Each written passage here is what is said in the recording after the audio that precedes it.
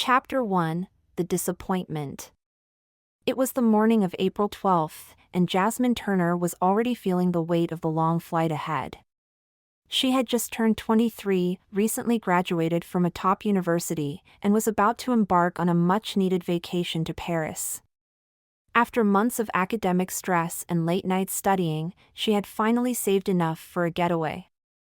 She was excited to breathe the French air, stroll through the Louvre, and enjoy the world beyond her small town in Ohio. Jasmine had been saving for months, and when she managed to snag a first-class seat on Blue Sky Airlines, one of the country's most respected and luxurious airlines, she felt like her hard work had finally paid off. She couldn't believe she'd landed a seat in the exclusive, upscale section of the airplane. This would be her first-class experience, and she was thrilled. It was a symbol of everything she had achieved, a small token of luxury to celebrate her success. The excitement, however, didn't last long.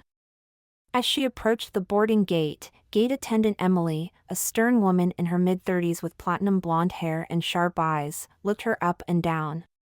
Jasmine noticed that the woman's smile was polite but didn't quite reach her eyes. "Can I see your boarding pass?" Emily asked curtly. Jasmine handed over her ticket, excited to be ushered into the glamorous first-class cabin. Emily scanned the boarding pass, then glanced at Jasmine with a confused look. Her fingers tapped impatiently on the counter as she looked at the screen in front of her. "I'm afraid you don't belong in first class," she said. "You'll have to take your seat in coach." Jasmine blinked, unsure if she had heard correctly. "Excuse me?" she asked, thinking she might have misunderstood. Emily's tone was cold, her voice louder than before. "Your seat is in coach, Miss Turner. I've already told you. Please step aside." Jasmine felt the heat of embarrassment creeping up her neck. There was no way this was happening. She looked at her boarding pass again, which clearly stated first-class seat. There had to be a mistake. She had already checked in, received her confirmation, and paid for the premium seat. Everything was in order. "This is a mistake," Jasmine said, her voice wavering with a mix of confusion and frustration. "I've got a first-class seat. It's on my boarding pass." Emily didn't even look at the ticket again. She folded her arms and sighed, clearly irritated. "I said you're in coach, and that's where you're going. You'll need to go now." Jasmine tried to explain again, but Emily wouldn't hear it. There was a finality to her voice, one that Jasmine couldn't argue with. She was humiliated. Not only was she being dismissed in front of a growing crowd of passengers, but now she had to make her way to coach, past all the first-class passengers who had been allowed to board smoothly. As she trudged past the luxurious first-class seats, she felt her dreams of a peaceful, relaxing flight dissipating. She could only imagine how much more comfortable and spacious that section was, how the other passengers would enjoy gourmet meals and plush seats, while she would be squashed in the cramped, noisy economy section. By the time she found her seat in coach, Jasmine was on the verge of tears. The humiliation felt heavy, but there was also an unshakable anger building inside her. Why was this happening? Was it because of her race?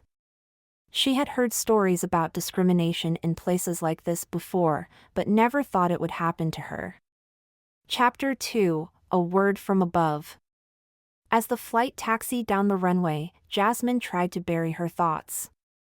She didn't want to spend the next several hours fuming about the injustice that had just taken place.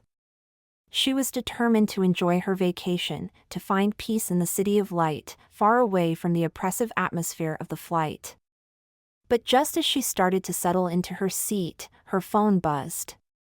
A message from her father. "Dad, hey baby, are you on the flight yet? Just checking in." Jasmine's heart softened. Her dad, Michael Turner, was the foundation of her strength. A self-made businessman and the owner of Blue Sky Airlines, he was the type of person who had taught her how to stand up for herself, to be bold, and to never let anyone walk over her. But he had kept his involvement in the airline under wraps, not wanting his wealth to overshadow the company's reputation. Most of his employees didn't know him as the owner. He had preferred to stay behind the scenes, letting the company stand on its own merits. Jasmine, yeah, I'm on the flight. Boarding was a nightmare, though. They said I didn't belong in first class and made me sit in coach. Can you believe that? She hit send, still trying to calm herself down. Her father was never one to back down from injustice, and she hoped he would make a few calls to make things right. A few minutes later, another message appeared on her phone. Dad, what? They denied you a first-class seat? What exactly did they say to you?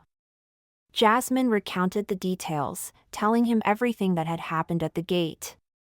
She even mentioned the woman, Emily, who had been so rude and dismissive. Jasmine, I'm so angry, Dad. I don't understand why they treated me like that. I paid for that seat.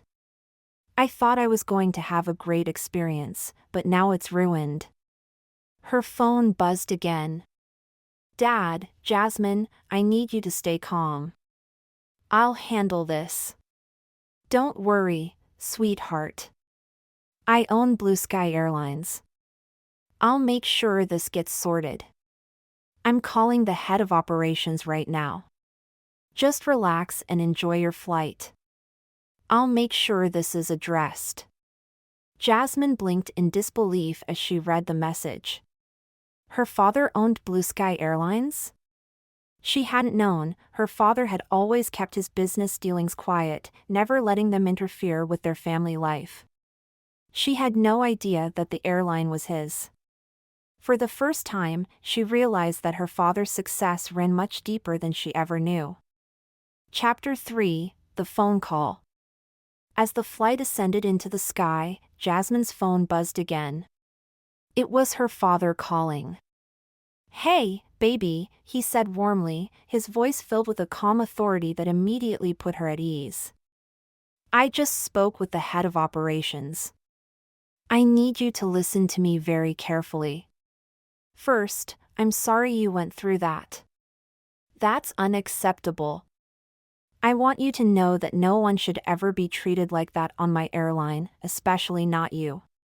Jasmine, still in shock, sat back in her seat, unsure of what to say. I don't understand, Dad. Why didn't you tell me you owned Blue Sky? Her father chuckled softly. It's complicated, Jasmine. I didn't want you to think that your success was tied to me. I wanted you to build your own life, your own path. But now it's time for you to understand the reality. I'm not just the owner, I'm responsible for everything. And I don't tolerate this kind of behavior from my employees.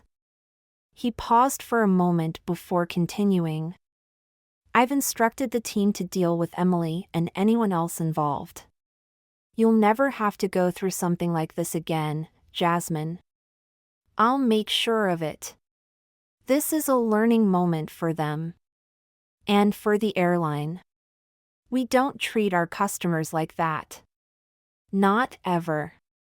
Jasmine, her anger melting into disbelief, didn't know how to respond. She was speechless, still processing the fact that her father owned an entire airline and that he was willing to stand up for her, no matter what. Chapter 4: A Conversation with Emily. When Jasmine arrived at her hotel in Paris, her phone rang again. This time, it was a call from her father's assistant, requesting that she meet with Emily, the gate agent, the next time she flew. It turned out that Emily had been fired from her position due to her behavior toward Jasmine. Blue Sky Airlines issued a formal apology, and Emily was sent to attend a mandatory training program on customer service, diversity, and discrimination.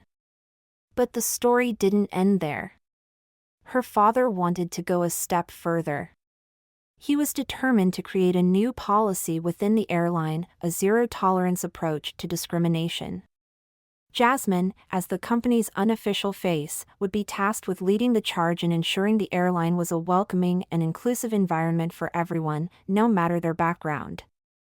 Chapter 5: The New Beginning. Months passed, and Jasmine became deeply involved in the restructuring of Blue Sky Airlines. She worked alongside her father, establishing diversity programs, sensitivity training, and customer service policies that ensured every passenger, regardless of race, gender, or background, would receive the same high-quality treatment. Jasmine's role as the public face of the company grew, and her passion for social justice and equality became the driving force behind Blue Sky's new corporate ethos. Epilogue: More than just a seat. Jasmine's experience became a turning point, not just for herself, but for the airline.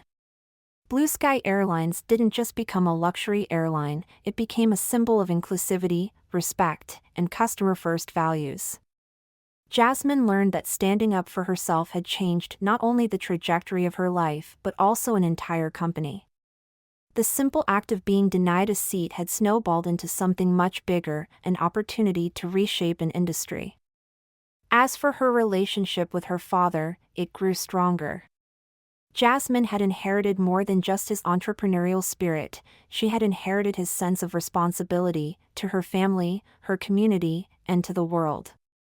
The moral was clear: never underestimate the power of standing up for yourself, and never forget that sometimes the biggest battles start from the smallest injustices.